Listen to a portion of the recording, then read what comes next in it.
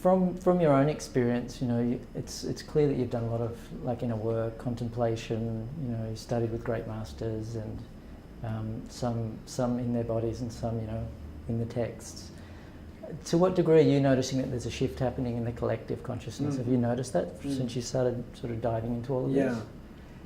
Sometimes it's hard to tell what's happening inside you and what's happening in the world. Yeah. And I have opened up more, and I've become braver, and I've become more willing to sort of come out of the closet, you know, as far as my spirituality.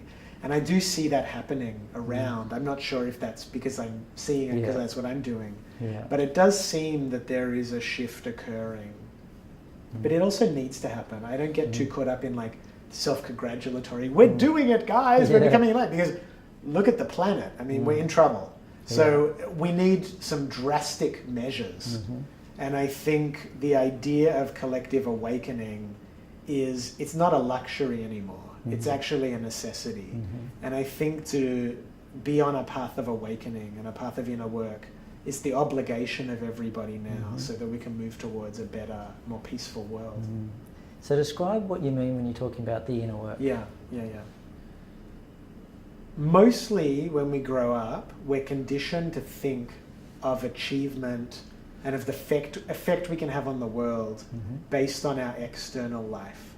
And that is one way of measuring our life. Do we have a good job? Are we supporting our family and our children? Are our bodies in shape? And that's one experience.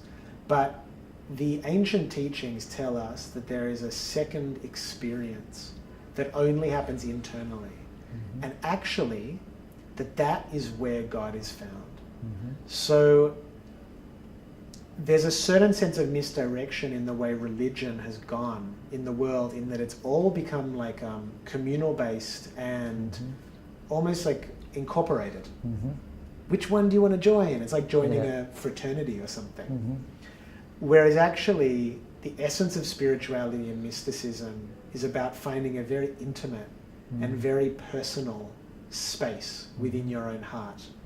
And what the mystics tell us is that when we go in, the outside world changes. So that the problems in the outside world, our logical mind would tell us, well, if there's a problem with political corruption, we have to deal with the politicians. The inner work would flip that and would say, if we see corruption on the outside, the answer is to go inside and find our own corruption and take responsibility for that and commit to change.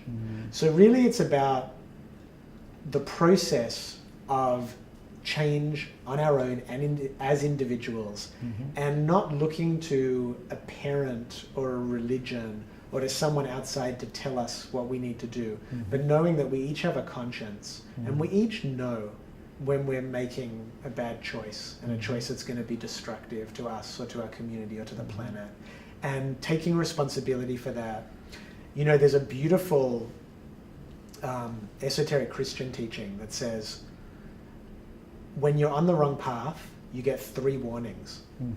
First from the universe, second from a friend, and third from an enemy. So the inner work means that the universe will tell you something internally first. And we save ourselves a lot of problems if that's the point that we address the problem.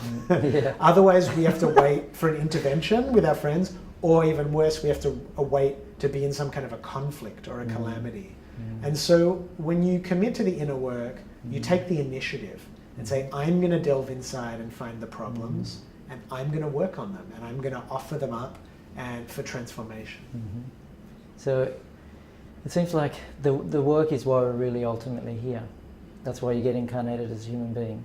Yeah, because a lot of people tend to think of spirituality as a hobby, and they think, I have to, I'm doing my meditation and my therapy and my, this and my sacred singing and all this stuff. And it's like, and I have to do all that just to get through my life. And they think they have like a negative way of thinking about it. Whereas the truth is, you have to do your life so you have time to do your spiritual work. Like I do believe that the inner work is the essence of our experience here. But it's gotten lost because the world does not support silence, and the world doesn't support the quiet inner voice and turning inward. So life's become externalized. But when you commit to the inner work, you commit to your inner experience being, it's your number one compass for how your experience is really going. And it sounds like when you, and we were playing with the title because Tim and I had to come up with, what are we going to call the show? Yeah. And when I heard the title of your album, I just went, that's it. That's absolutely perfect. And then when we went live with it, I was like, could we have glorified it a bit more? Yeah. People are going to come and then they're going to be told they have to do this work. Yeah. And it kind of work, just that very word itself conjures up kind of a feeling of labour, intensity, etc. It's very interesting because if you look at what happened in the 60s, there was an awakening of consciousness that you might say is comparable to what's happening now. However, it got lost in hedonism and in play. Yeah. And for me, delineating between that and what needs to happen now, again, it's not optional anymore.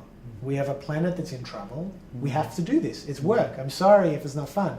Doesn't mean we can't still have nights like this and make it as enjoyable as possible and sugarcoat it and make it something digestible for people. But I do think it's important that people understand that we're talking about real work. We're not talking about something just designed to give you like a blissful feeling around your body so you can keep going on with life. We're talking about a sense of responsibility. But I find actually that there's bliss in that responsibility. And once you begin that process of doing that work, like you become sort of someone that craves more of that self-refinement, don't you? Don't you find it? Well, that's kind of the secret, that to be aligned with what we could be, with our potential, with being responsible, with being caring, with being inner focused, with being generous. It's actually a beautiful way to live.